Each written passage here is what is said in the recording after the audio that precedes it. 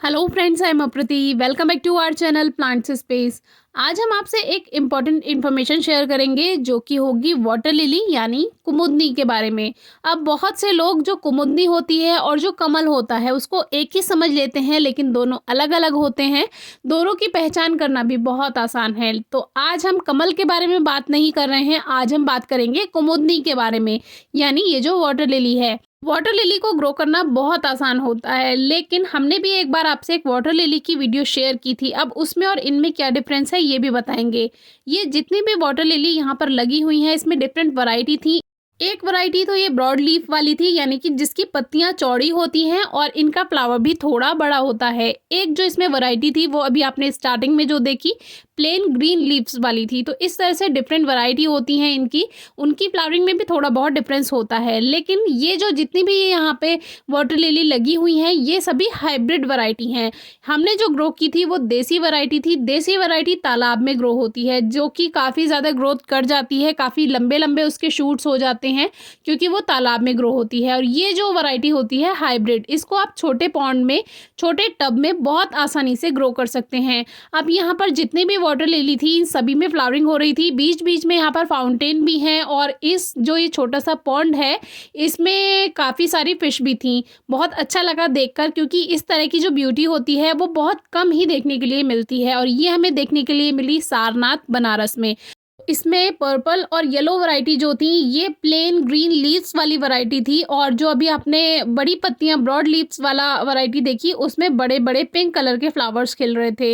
ये जो है ये जगह जगह इस पॉन्ड जैसी जो जगह है इसमें छोटे छोटे टब जैसे रखे हुए हैं मिट्टी के एक साथ, उसी में ही अपने आप मल्टीप्लाई होती रहती हैं और फैलती जाती हैं। शुरू में इसमें छोटी पत्तियां होंगी फिर बड़ी भी हो जाती हैं।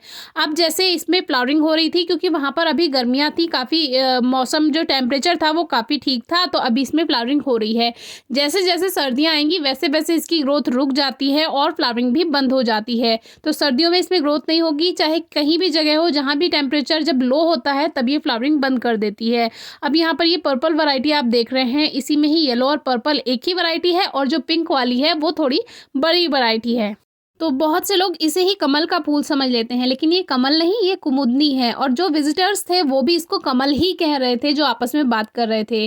तो इसमें यहाँ पर मछलियाँ जो थी वो भी काफ़ी बड़ी बड़ी थी इस पॉन्ड में, और जहाँ धूप थी वहाँ वो हमें दिखाई दे रही थी। इस प्लांट के लिए केयर की बहुत ज़्यादा आपको केयर नहीं करनी पड़ती है, कुछ बातों का ध्यान रखना होता है। एक तो चाहे लोटस हो या वाटर लिली हो, दोनों को ही धूप अच्छी चाहिए। जितनी अच्छी धूप मिलेगी उतनी अच्छी ग्रोथ होगी और उतनी ही जल्दी प्लांट मल्टीप्लाई भी होगा और फ्लावरिंग भी जल्दी होती है। अगर धूप नहीं मिलेगी तो फ्लावरिंग नहीं होगी। अब देखिए ये जो मछलियां हैं, ये मछलियां इस पॉन्ड को साफ भी करती रहती हैं, एक तरह से वाटर प्योरीफायर का ये काम करती हैं, क्योंकि एल्गे जो होता है वो जो इसमें काई होती है वो उसको खाती रहती हैं, मच्छर का लार्वा जो होता है उसको खाती रहती हैं। तो इस तरह से अगर आपके पास पॉन्ड है तो आप उसमें फिश ऐड कर सकते हैं। बस ध्यान रहे आपके यहाँ अगर चिड़िया आती हैं तो उनसे थोड़ा बचा कर रखना होगा इनको, क्योंकि जब पॉन्ड होता है यानी ये बड़ा पॉन्ड जो है इसमें तो नीचे चली जाती हैं, अपने आप को बचा लेती हैं मछलियाँ पक्षियों से। लेकिन जो आपका टब है, हम ज़्यादातर जो होम गार्डनर्स होते हैं वो टब में ग्रो करते हैं वाटर लिली, तो टब में से जो चिड़िया होती हैं या कौवे वगैरह होते हैं वो बहुत जल्दी मछलियों को निकाल कर ले जाते हैं। तो इसका आपको ध्यान रखना होगा। फर्टिलाइज़र आप चाहे तो लिक्विड फॉर्म में फर्टिलाइज़र यूज़ कर सकते हैं, लेकिन वही है अगर मछलियां हैं तो थोड़ा ध्यान रखना होगा, देसी खाद का ही यूज़ करें तो ज़्यादा अच्छा है, क्योंकि केमिकल फर्टिलाइज़र मछलियों को नुकसान दे सकता है। और जब भी वाटर लिली ग्रो करना हो तो हाइब्रिड वैरायटी ही ग्रो करें। उससे क्या होगा, आपको कम केयर में बहुत अच्छी उसमें रिजल्ट देखने के लिए मिल जाएगा। जो देसी वैरायटी होती हैं वो कम पॉट में, छोटे पॉट में ग्रोथ नहीं कर पाती, हमने ग्रो करके देखा है, उसी का रिजल्ट आपसे शेयर कर रहे हैं। हमने तालाब से एक पौधा मंगवाया था लेकिन वो पॉट में नहीं चला, क्योंकि देसी वैरायटी थी, उसको फैलने के लिए ज़्यादा जगह चाहिए, ज़्यादा ग्रोथ चाहिए। कमल के पौधे में ऐसा नहीं होता है। जो तालाब से अगर आप उसका कोई ट्यूबर मंगवाते हैं तो वो आप ग्रो कर सकते हैं, क्योंकि ट्यूबर से वो बहुत आसानी से ग्रो हो जाता है। चाहे हाइब्रिड वैरायटी हो चाहे देसी वैरायटी हो, ट्यूबर से आप इजीली उसको ग्रो कर सकते हैं।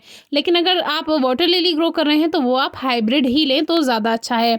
अब तो सर्दियां आ रही हैं, अब ग्रो नहीं कीजिएगा, अब लगभग मार्च के बाद से आप इनको ग्रो कर सकते हैं। अगर आपको मंगवाना है, आजकल ऑनलाइन भी मिल जाता है, लोकल नर्सरी में भी आप ट्राई कर सकते हैं। इस बार हम भी एक ऑनलाइन इसका प्लांट लेकर आएंगे तो आपसे ज़रूर वीडियो शेयर करेंगे, क्योंकि मुझे ये प्लांट बहुत अच्छा लगता है, और ख़ास तौर से इसके फूल। काफ़ी सारी इस पर हनी भी आई हुई थी, यानी मधुमक्खियाँ आती हैं, पॉलिनेटर्स आते हैं, तो आप ग्रो कर सकते हैं। कोई क्वेरी हो तो ज़रूर पूछिएगा। Thank you.